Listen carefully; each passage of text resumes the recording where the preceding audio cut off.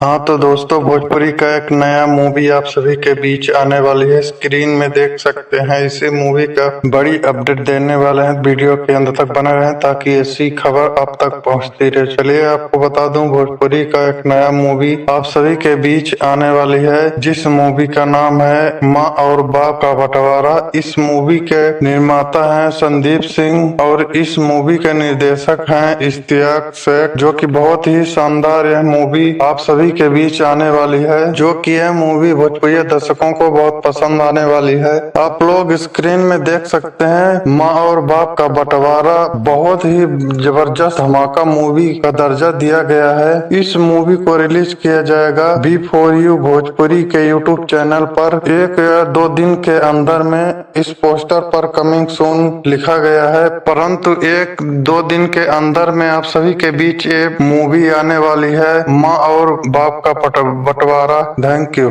धन्यवाद।